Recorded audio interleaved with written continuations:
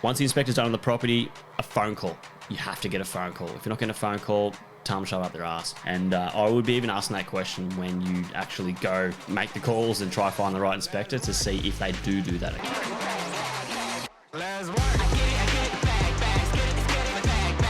G'day and welcome to the Making It Myles podcast, where we discuss all things related to building, constructions, renovations, the real estate industry through the lens of a building inspector. And every now and then we talk a little bit of shit about some personal development stuff because you know what? I like that and everyone should be a part of it. So on this episode, we'll be discussing all things related to pre-purchase building inspections and what is best practice. So what you should be expecting, what you should be doing, depending on who you are listening to this. Now, first things first, we need to set the scene. The real estate industry, from what I learned, is the most emotional place where people can make some big mistakes and they're freaking out left, right, and center because you know what? They're investing all their entire life savings plus 30 years of debt for a home. So as you can imagine, it's a pretty important time for people to make the right decision. And that being said, there's a number of people throughout the transaction of buying and selling homes, which makes it all come together. You got your real estate agents, you got your conveyancers, you got your building inspectors, so on, so on. Okay, so these people, you really need to be professionals. You want the best people you can get because you're spending billions, not yet, but millions of dollars on properties, and you want to make sure you're making a smart decision. So that being said, from my point of view as a building inspector, something I come across a fair bit is a lot of emotion and concern and worry from our job in particular. The building report itself can make or break the sale of a home. It might get some buyers excited, it might get some buyers scared, they might do the runner, it can ruin the vendor's situation where the major defects have come up and it's just completely ruined the whole process itself. It's something you need to tread lightly, be careful of, and be mindful of when you are dealing with clients or when you're being dealt with by building inspectors, okay? So first things first, we're going to go through the process of what a good building inspector should look like, okay? So what the process should be, okay? So this is my point of view and how I see the best practice occurring based on what I've learned throughout the last many years of doing inspections and the feedback I get from most clients and agents and conveyancers and everyone associated with that purchase. So what we're going to do, we're going to talk through the process itself from start to finish and then sort of recap on how that all looks. All right. So first things first, you want to be searching for local inspectors. Okay. So you can do that online, obviously. You can speak to real estate agents. Now, there's a lot of times clients get a bit worried going with the recommended inspector from the real estate agent. Now, don't get me wrong. Sometimes they might be working for the agent and try to get the sale through and hide bits and pieces. Now, if they are doing that as a building inspector, they would have to be the most fucking stupidest inspectors that you're going to come across because they're leaving themselves open for some hefty liability because what we do, we can get our asses handed to us if we miss things or get things wrong or change the way, manipulate the way the report is written to help benefit the agent. So in most circumstances, the agents are going to nominate people that they find are not useless. What I've come across, they'll give a list of maybe 3 people, and they're usually local people that they've dealt with before. These are the guys that can communicate well. They just go and get the job done. They get good feedback from their clients, and they're definitely not the ones that the type of inspectors that make this whole process difficult, okay? So some inspectors, what you can come across is that they cover in their asses a bit too much and there might be a minor defect. Say like a very minor tap leak and they'll put it as a major defect and, don't buy the house, it freak everyone out. And it just completely ruins the whole process when it's a simple $2 fix. It's not a big deal. It's a general maintenance item at the worst, okay? So things like that is what you're going to get from real estate agents. Other than that, conveyancers are very good to get some guidance of a good building inspector. Reasons why is because they actually read our reports, okay? So they work much more closely, obviously, with first home buyers and make sure when they get their building reports, they help, communicate a few things. And when there are major structural defects and people have to get out of contracts, they're reading through the whole report. They're seeing all the detail associated with it and they get a good understanding of who comes across their desks more often, locally, more or less, and they can also steer you in the right direction. So you can get some good guidance from that, okay? So online, obviously, which is Google reviews, that sort of stuff.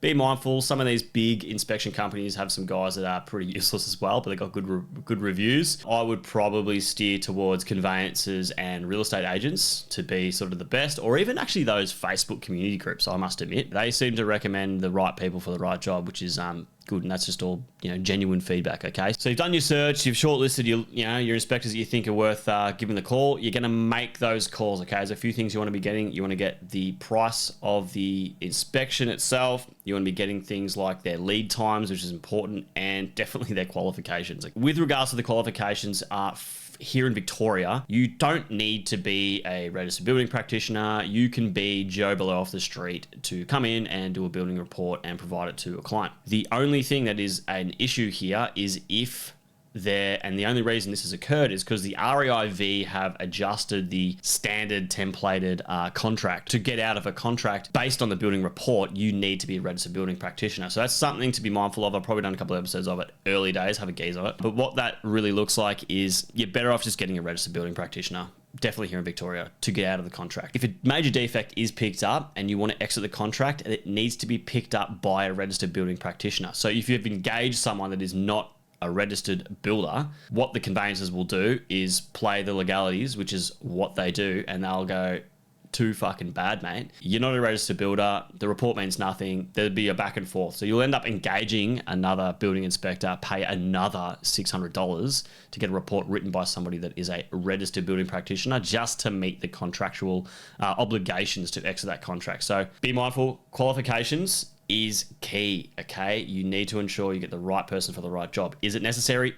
No, it doesn't have to be that way, but if you do come across defects and you've got to exit the contract, you want to be one step ahead and have the right people on board. Other than that, you will be looking at price and availability. So when you go into a contract of sale, and we're not talking about doing pre-purchase inspections prior to putting in an offer. We're going to do the standard, what most people do, which is they put in an offer, it's accepted, and it's subject to finance and a building and pest inspection. It comes down to the lead time. So the contract itself is going to say how many days you have to get that building inspection completed. Usually it's 7 to 14 days. If it's anything less than 7, you tell the client to speak to their conveyancer and shove it up their ass because it's hard to get someone in that time frame. Yeah, so 7 to 14 days, which is usually pretty achievable for most inspectors, okay? But they might be flat out or going away and they can't meet that deadline, so make sure they can meet that and you're all good. Price is something very variable, okay? So you might get the guys that aren't registered builders and they're charging bugger all, and they might give you the bum steer and shaft you in that situation. With regards to most prices, you're probably looking between, I'm going to say, $550 and $650, $700 for a building and timber pest inspection by a registered building practitioner and a licensed pest controller. Ticks all the boxes, it's all nice and neat, and you get the right person for the right job. But you want to get those prices, okay? Just remember, like with most things, the cheapest price definitely isn't always the best. The most expensive price definitely isn't always the best. You want to work on things like, have they been referred to by other people? What is their communication skills like? That's probably another important thing, which we'll get to shortly. And as well as that, you want to understand, even get a sample report, see what the reports look like, see how much detail they go into, okay? It's pretty important to understand those types of things when you're getting this short list of inspectors, okay? So while you're going through and you're shortlisting inspectors, one thing you want to understand is how well they communicate to you over the phone, all right? I think this is probably the most important part of the whole process, is the communication, the verbal communication of the inspector themselves, okay? So when they're picking up the phone call, are they responsive? Can they communicate well? If you have any questions, are they answering them? You want to make sure that these people can actually speak to you and explain things to you, and hit them up with a couple of questions about what they do, what they cover, what they don't cover. You'll hear them rambling all off and all that sort of type of stuff like I do here, and you'll understand that they have a clue, they know what they're talking about, and you can sort of trust what they're going to say moving forward, okay? So that's very, very important, okay? You want someone that can communicate well, because if they can't communicate well, which we'll speak towards in the back end, it can make your life very difficult, and you might even start losing the opportunity to buy a really good house just because they can't speak to you on the phone. Now, you've decided on what inspector you want to go with, you crack on, you book them all in. Now, there's a lot of different processes some inspectors do. Me, for example, I built a whole online booking portal app with a mate, which makes the whole process easier because I hate doing admin, which is like what most tradespeople hate. Some might want to take an initial deposit. Some might want to they'll have to take most of your details anyway. They might want full payment up front. I know a few people do that. Some inspectors I do speak with. Whatever the process is, crack on, go, move forward with that. Now, what's going to happen after you make that booking request is the inspector themselves, is up to them to book and organize a time with whoever is in charge of that property to do the inspection, okay? So what I do in particular, booking request is made, deposit's paid, everyone's all happy. I know exactly when I have to get it done by within the next 7 days, whatever it is. I get on the phone, I call the agent who is selling the property, and I say to them, right, I'm going to organize a time and date, and usually they can make it happen quite easily, which is good. Once that process occurs, ideally what you want is you want your inspector to continue communicating with you, okay? So right at the start, we discussed things about how emotional and how much people freak out over everything. So if you haven't texted your client, or you haven't received a text from your inspector or any sort of communication to say that it has been confirmed for this day, you will receive the report the same day or maybe the next morning, whatever they sort of do. You want to make sure that, again, this communication channel is very open and everyone's understandable of what's occurring. You can mitigate that stress. So what's going to happen next is the inspector is going to head out on the day, do the inspection, finish up, do the Harold Holt, and they're going to make a phone call. If your inspector is not making a phone call to discuss the property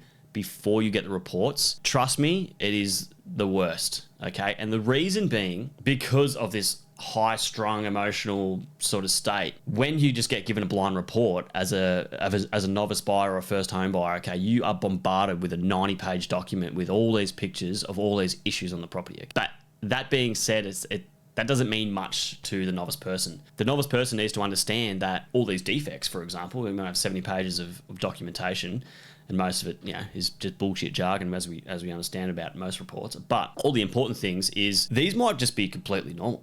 These might just be minor defects, maintenance items, things that are expected. You can have an awesome house for the age of it, and it be a 70-page document, and there's nothing wrong with that. But if you're giving someone a blind report, 70 pages of issues, they're going to sit back and freak out thinking they've just bought an absolute piece of shit, okay? So that communication is very critical, okay? And that, for me, what that is I make a phone call, speak to the client, say, right, talk them through the whole process, got inside the roof cavity, couldn't get here, couldn't get there, everything up there was good. You want that communication, you want that feel of how I interpret the property for the client, so they can understand it from my point of view. And that's why what we do is really important, that we communicate very well. Inside the roof cavity, go inside the house, all right? Yep. Bedrooms are fine, living room areas were fine. The bathrooms, the main master ensuite had signs of water leaks, all right? And then from that defect, you explain a bit further just to give some clarity on it. And it could be simple as the house was built in the 70s, there's no waterproofing, hasn't been maintained, the grout's coming off the wall, the tiles are still there, but there's a bit of water getting in somewhere in that wall cavity. The whole back wall isn't full of mold and full of water and it's a pain in the ass. It might just be a small section which is getting a little drip in. But from a client's perspective, you just want to hear from the inspector's point of view what they think about the actual property itself and how severe some of these things are, because we do it every single day. So for us, it's easy to, again, once the inspector's done on the property, a phone call. You have to get a phone call. If you're not getting a phone call, tell them to shove up their ass. And I would be even asking that question when you actually go make the calls and try to find the right inspector to see if they do that, okay? Which I like to think most would, but there's some circumstances where they don't. They just give you a report and do the Harold Holt. Once that phone call's done, obviously you'll be sitting there either shitting yourself or you'll be stoked and you'll be waiting for that report to come through. Ideally, you should be getting the report that day or that evening, okay? Worst case scenario, it'll be first thing the following morning, okay? If it's getting pushed out 2 days, they're absolutely useless. And the problem is with that is that they're obviously like, I can't remember what I did this morning for breakfast, let alone 2 days prior in an inspection on a property. So I don't know what they're doing, but it's definitely not what you want to be getting. Okay, so be mindful of that when you're getting the reports. And to follow up with that is if you've got any questions or queries, these inspectors need to be made available to have a chat with you. They've left the inspection, they've had a chat about all those bits and pieces. Now you've issued the report. Now you should be able to have the capacity, if you have any questions, any queries, need more clarity, okay? Because it's hard to get every single defect out over a phone call, and usually what's in the report, there might be just a couple of things, be like, oh, I'm not too sure on this, or what about this, or can you expand on that? And just have that capacity so the clients can actually understand what's going on. And from a client's point of view, like, yeah, you're building an inspector, you're paying them big bucks to inspect this property. It's a big decision. You fucking ask every question you need to make sure you can leave comfortable, understand exactly what you're going to get. And when you get that report and you move into that house, everything on that report, it all makes sense. You action what you got to action and you can just go from there, okay? So to follow up, the best practices that I see for being a building inspector and for pre-purchase building inspections in particular is to first do the search. Conveyances are always good. Agents are acceptable and online presence is acceptable as well. Obviously, you understand the issues you can get with online and the agents, but the conveyancers always seem to be pretty good from my point of view. Make the calls, get your prices, get the lead times. That's very important. Make sure that the building inspector can actually communicate with you and doesn't sound like an absolute useless idiot on the phone and wants to help you, wants to engage. Ask those questions. See if they are switched on or if they are just, a tick box sort of person and they're going to go in, go out and crack on, all right?